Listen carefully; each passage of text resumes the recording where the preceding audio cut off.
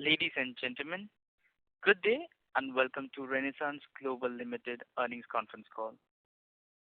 As a reminder, all participant lines will be in the listen-only mode, and there will be an opportunity for you to ask questions after the presentation concludes.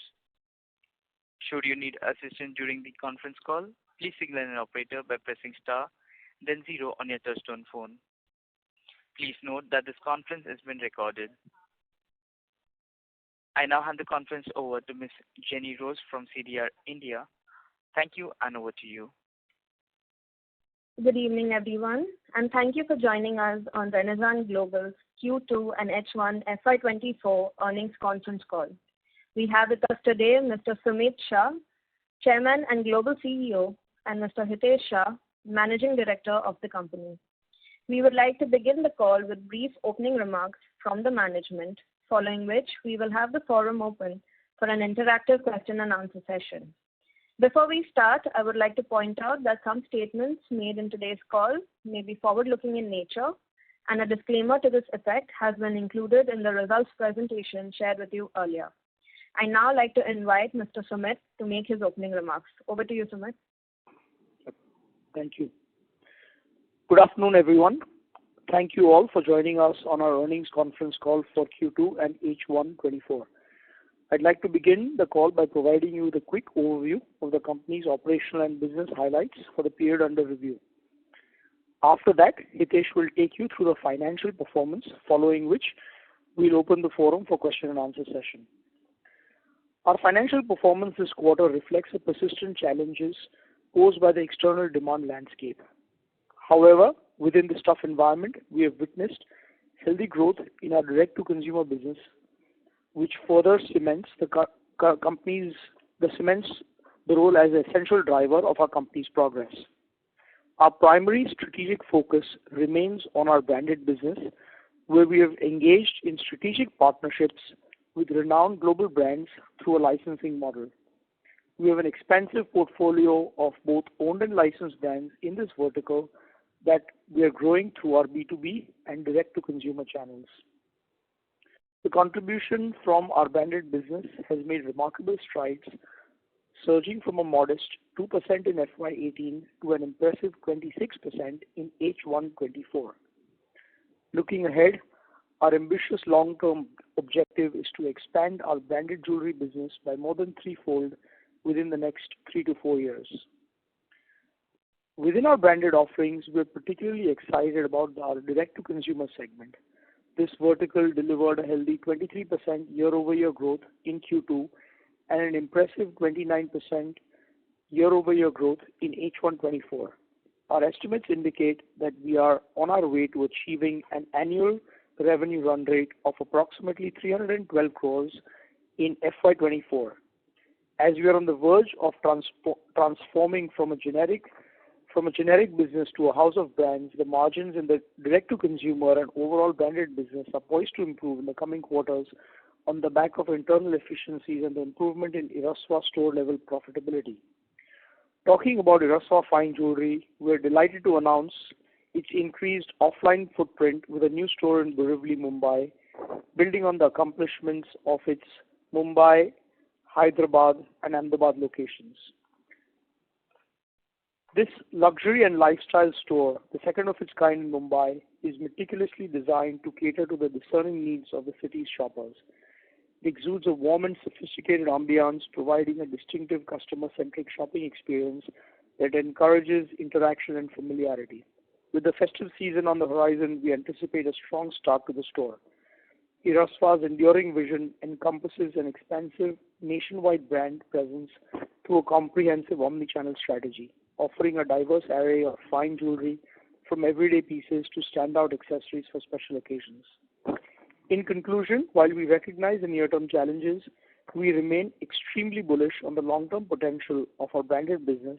Our collaborations with iconic global brands, alongside the cultivation of our own distinguished brands focused on lab-grown diamonds, highlight our team's ability to connect with the next generation of jewelry enthusiasts and build a sustainable business model. Overall, our strong partnerships with renowned brands, extensive product innovation expertise, exceptional design talent, and a robust distribution network will remain the driving force behind our growth journey. I'd now like to hand over the call to Mr. Hitesh to discuss our financial performance during the quarter. Over to you, Hitesh. Thank you, Sumit. Good afternoon, everyone. Renaissance delivered a stable performance driven by steady demand in our branded jewelry segment and an encouraging contribution from our direct-to-consumer business during the first half of this year. While our total income during the quarter stood at rupees 443 crores compared to rupees 442 crores in Q2 of FY23, and for H1 of FY24, our total income came in at rupees 919 crores as compared to rupees 1016 crores in H1 of FY23. On the profitability front, EBITDA came in at rupees 32 crores in Q2 of FY24, and for H1 of FY24, it stood at rupees 68 crores, translating into EBITDA margins of 7.2 and 7.4% respectively. The branded jewelry business reported an EBITDA margin of 11.2%, and the D2C business registered a 12.1% EBITDA margin in Q2 of FY24. In Q2 of FY24, our profit after tax stood at rupees 10.5 crores versus rupees 15.5 crores in the corresponding period last year. While for H1 of FY24, the PAT is rupees 24.7 crores against rupees 39.8 crores in H1 of FY23. Our direct-to-consumer business is a high EBITDA margin business, typically in the range of 18 to 20%.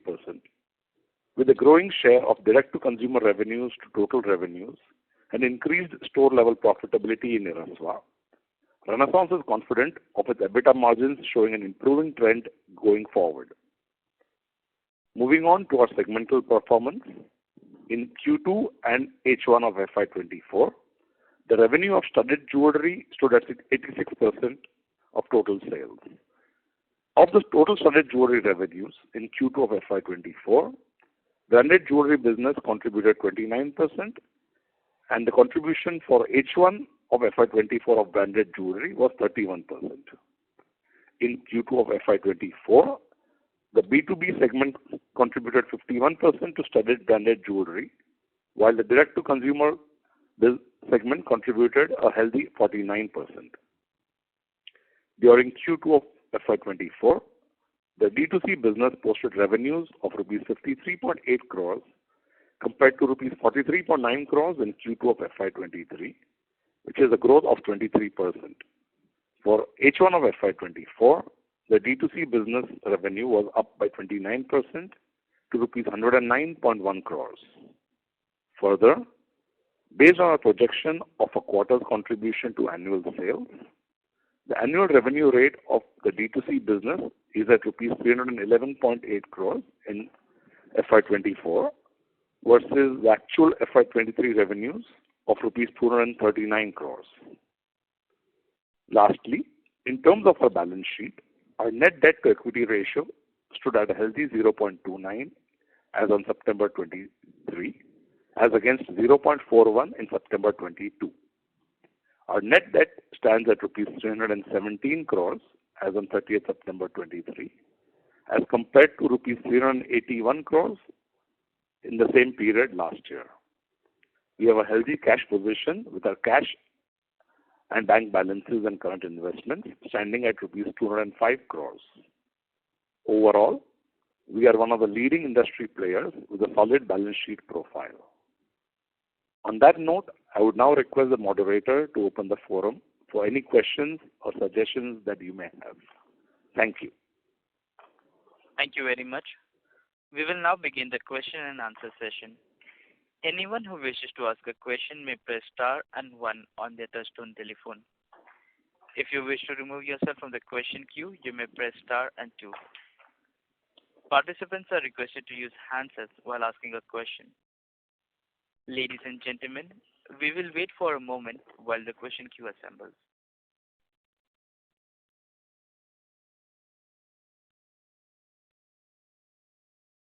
The first question is from the line of Amit Lala from iAlpha Investment.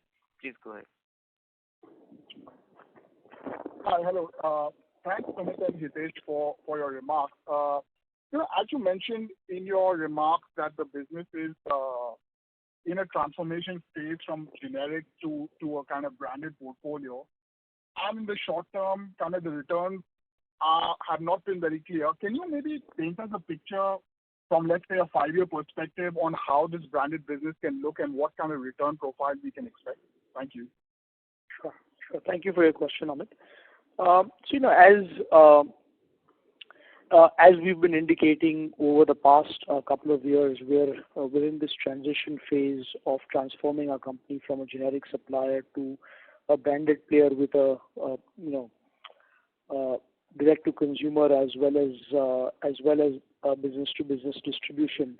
And currently there is two businesses within our branded space with Clarity as well as Irasva, which are Irasva is not yet profitable at company level, and with Clarity has lower margins because we only acquired it a year ago. Historically we had 15% margins for this segment, 15 to 18% margins for the branded segment, and our goal would be to grow margins again back to those levels, as well as increase our business substantially. I think that we fully expect a large majority of our business to be the branded business in a 3 to 4 year time frame. So I think we're very optimistic that there will be a significant margin expansion on the branded side as well as significant revenue growth.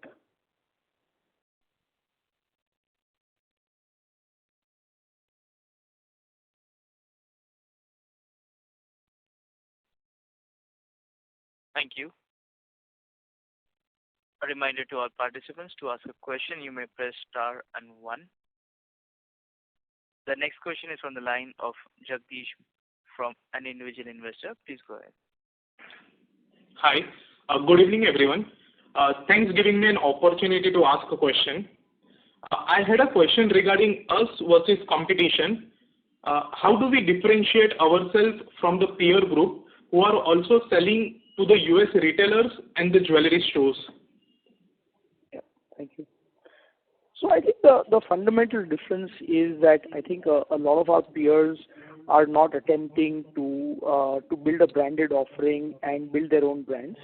I think that the competition is really focused on selling generic product to large retailers. I think that building a brand does require some initial investments, due to which our margins currently are on the lower side. But we strongly believe that this is the right strategy long term to really build value for our shareholders over time.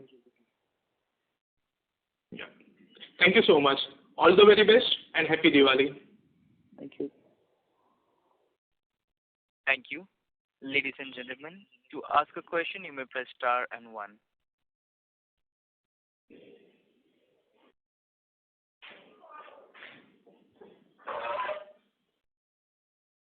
The next question is from the line of Drashti Shah from Blue Lotus Capital Advisors LLP. Please go ahead. Hello. Yes, hi, please go ahead. Hi, Sumit. I wanted to know, you have added a new slide which shows the mix of lab-grown diamonds and natural diamonds, and the mix has been 50% for B2C, and it has been increasing compared to Q2. So can you just give some idea about how this mix, you are forecasting, and the margins improvement which can be, we can receive from this lab-grown increment in your revenue mix? Sure. So I think, as you see, I think, we've, even in Q2 versus Q1, the contribution from lab-grown diamonds has increased meaningfully, and we believe that, this number will continue to go up. It's very hard to project, where this number will stabilize. So I think that, we clearly remain focused on, developing both natural as well as lab-grown diamonds. I think depending on the brand and what the customer segment requires. But I think over time, lab diamonds will become a much bigger percentage of our overall business as compared to the 13% that we are at today. Okay.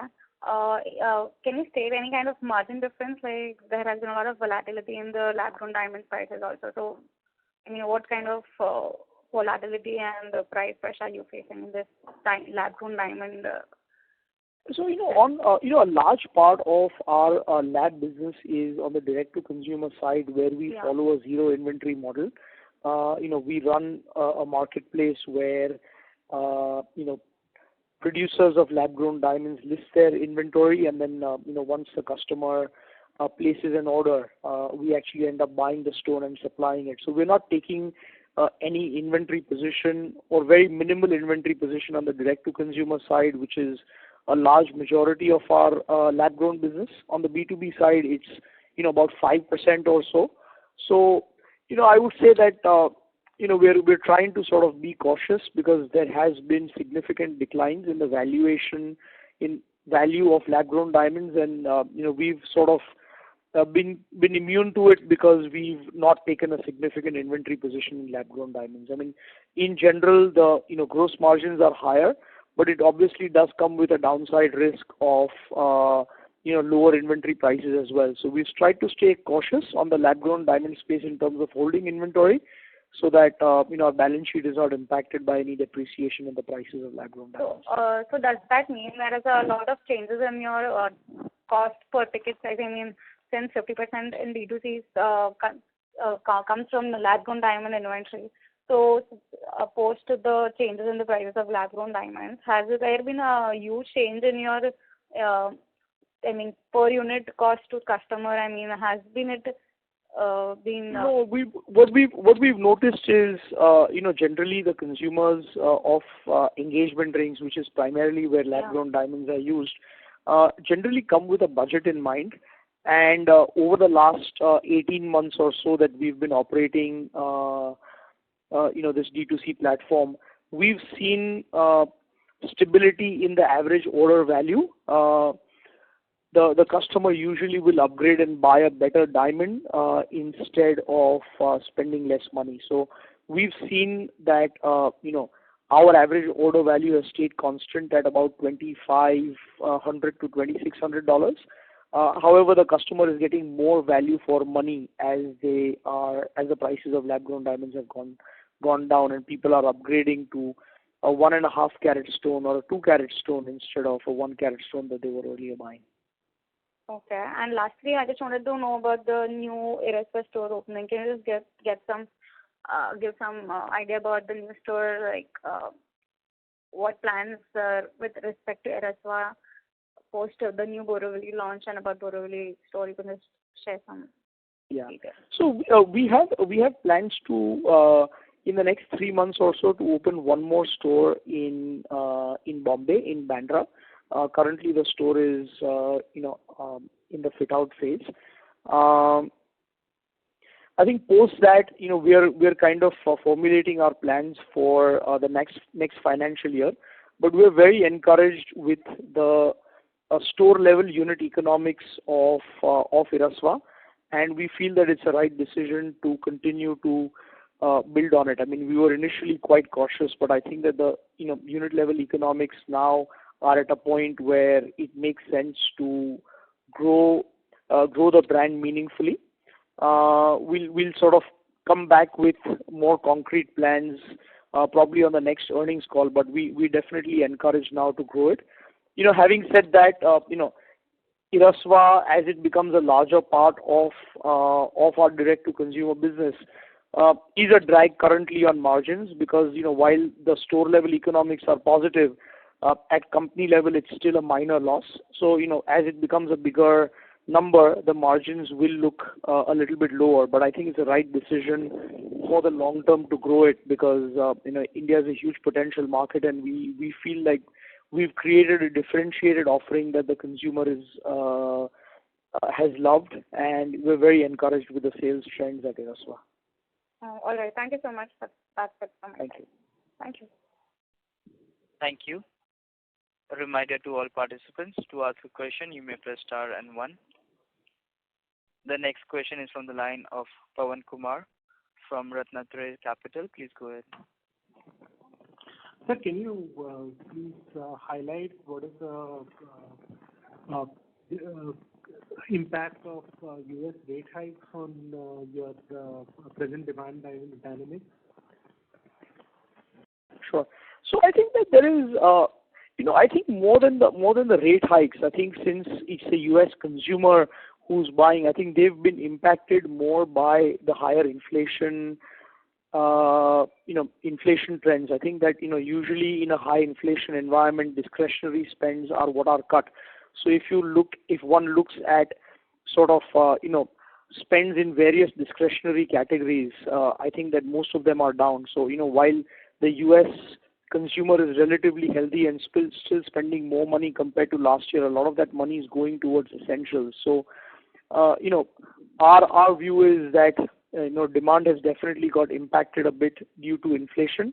While inflation has moderated, we've seen normalization in sales trends. So I think a lot of the impact has happened over the last 12 months, and we're seeing now, after 3 quarters, our revenues have kind of become flat year over year, and we fully expect these to turn positive in the next 2 quarters. So I think a lot of the impact that we felt due to inflation is now behind us, and we expect to see a positive revenue momentum going forward.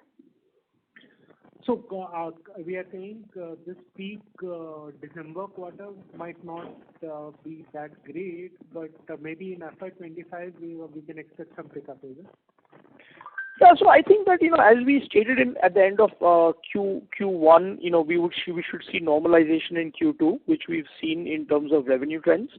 I think that Q3 should be flat to mildly positive, and Q4 should definitely be significantly positive. So I would say that the revenue trends should become progressively better every quarter going forward. Okay. And about your new brand additions, we had done a few new brands in jewelry. Sorry to interrupt. Mr. Kumar, you're sounding too feeble. We can't hear you clearly. Could you come on the branded jewelry? Yeah. Can you hear me now? Yes, it's a little unclear. If you could speak a little louder, that would be great. Okay. On the branded jewelry side, we got a few new brands like Netflix last year. Can you share some update on this? Yeah. So I think that, we're gradually sort of monetizing various brands which are at different states of development. So we recently launched, Marvel, Star Wars, and Disney jewels under a consolidated brand called Wonder Fine Jewelry at JCPenney, and the feedback has been incredibly positive. We also expanded NFL at other retailers, and we're very encouraged with the sales trends with NFL as well.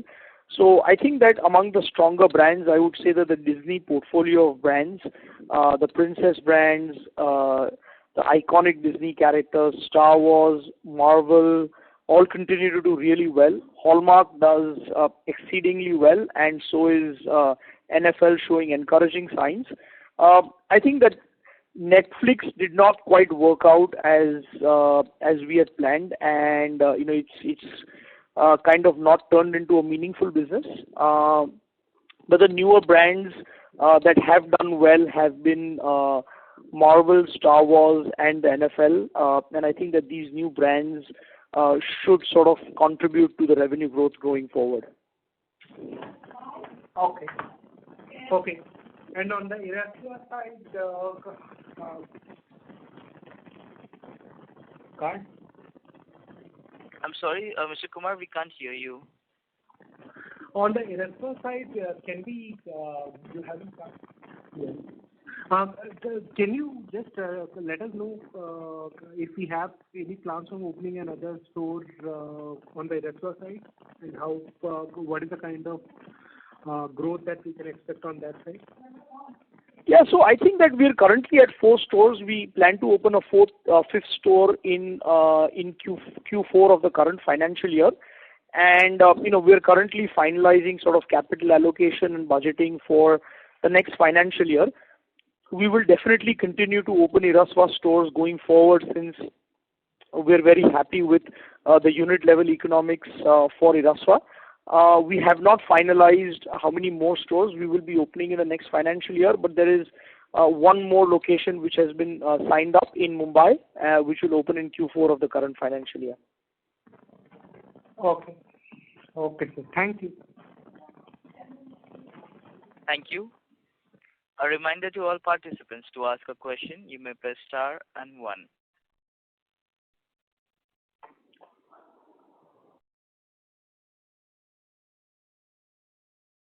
Ladies and gentlemen, to ask a question, you may press star and 1.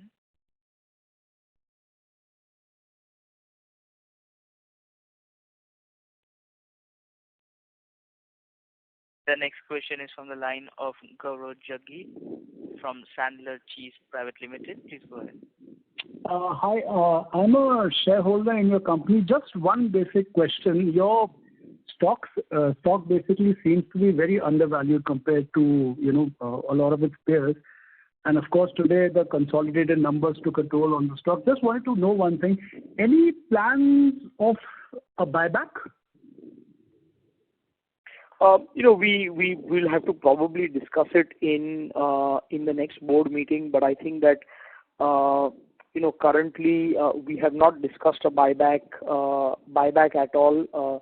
Given the fact that interest rates are significantly higher, and we still have about 300 crores of net debt. I think the first goal would be to kind of one, reduce net debt, and also put in plans for capital allocation towards growth of Irasva, as well as our direct-to-consumer business in the US. So I would say that for the next 12 months or so, it's obviously up to the board to decide. But I think that the priorities for capital allocation, while you're seeing that we've been generating consistently over 100 crores of free cash flow over the last 4 years or so. So FY20 to 2023, I think over the last 4 years, we've generated over 500 crores of free cash flow, which we've used to do some acquisitions and pay down debt by a significant quantum. I think that, the plan of reducing debt further and, also allocating some capital towards growth probably would be higher uses of capital. Oh, okay. Thank you. Thank you. A reminder to all participants: to ask a question, you may press star and 1. The next question is from the line of Ashish Shah. We've lost the line for Mr. Shah. A reminder again to all the participants: to ask a question, you may press star and 1.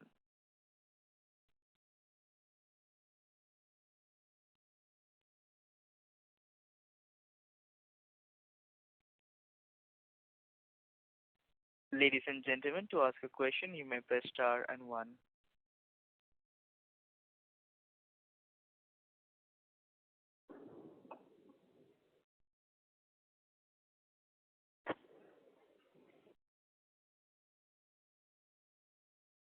As there are no further questions, I would now like to hand the conference over to the management for closing comments. Thank you, everyone, for participating in our conference call today. Look forward to talking to you next quarter. Thank you. Thank you. Thank you.